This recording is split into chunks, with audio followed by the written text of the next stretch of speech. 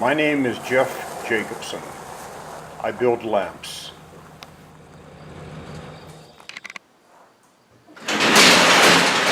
I've always been interested in antique, classic, and race cars, and have owned many over the years. Their form, function, and inherent honesty involved in their design remains a focus of mine. The mechanical components that are used in the light machinery lamps come from a variety of sources. A lot of them come from race cars, antique, classic cars, and when these cars are being restored, when they're being rebuilt, a lot of the parts are checked. They're magnaflux, which is like an X-ray for mechanical components. And if they're found to have cracks, then they're replaced. And that's where I end up getting some of these fantastic parts. Not all the parts, though, come from automotive uses.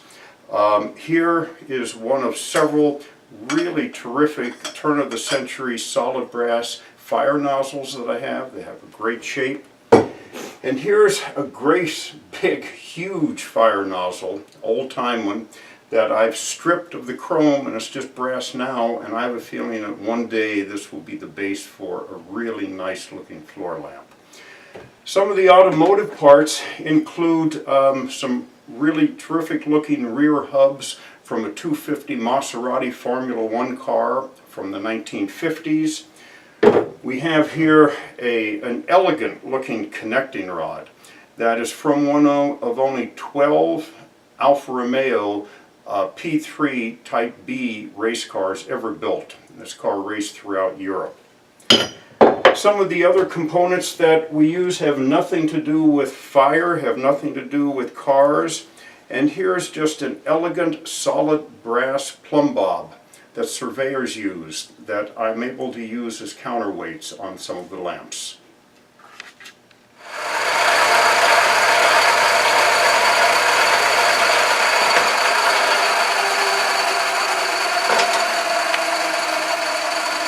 The light machinery lamps are simply not a collection of interesting mechanical components, whether they're from antique or vintage race cars or other mechanical things that we might come across.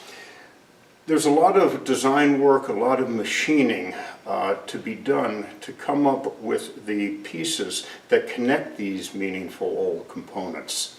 There's a lot of aluminum, stainless steel, brass, and bronze. Sometimes it's small material, sometimes it's a lot larger, like this solid chunk of aluminum. It's amazing the small, delicate little parts you can end up with when you start with something like this. The machining is all done on vintage machines like this 1931 South Bend lathe, which I think gives the whole process an additional amount of gravitas. One of the most famous sports racing cars of the 1930s was the Alfa Romeo Monza. It was built in very limited quantities by the Alfa company in Milano. The Monza had an exquisite 2.3 liter 8-cylinder supercharged engine and did extremely well in races throughout Europe during that era. The Monza lamp uses several components from one of the 4 cars that Alfa Romeo had built for that famous race. Twin connecting rods hold the shade and the counterweights, while multiple timing gears move on bearing races concealed in the base. The counterweights frame the destro, right, and sinistro, left, wheel hub bearing covers. The base was designed to be as small as possible so as to focus attention on the gearing. When the lamp rotates, the gears move silently. An engraved marker on the base notes the car's provenance.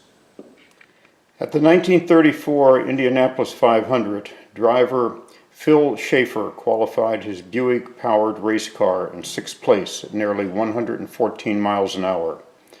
Unfortunately, the camshaft drive broke on lap 130, giving them an official 16th place finish. When Phil Schaefer's team raced, they brought with them a backup engine. For this lap, named Train Car, two of the connecting rods from that very engine are supports for a stainless steel arm joining the shade and counterweight. The wiring is concealed in small brass tubing, which is held in place by custom machined holders. The lamp pivots on bronze bushings and can be locked in place via a thumb screw. Train car rotates on three machined train-style wheels mounted on miniature ball bearing races. The rail on which the wheels move is the edge of a vintage cast iron pulley that has been faced by a leather machine belt.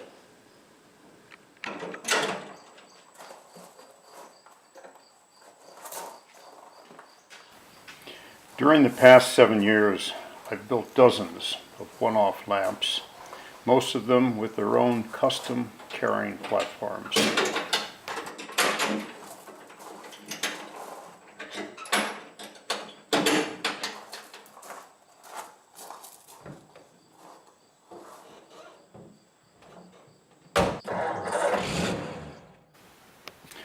There's an old saying that the devil is in the details.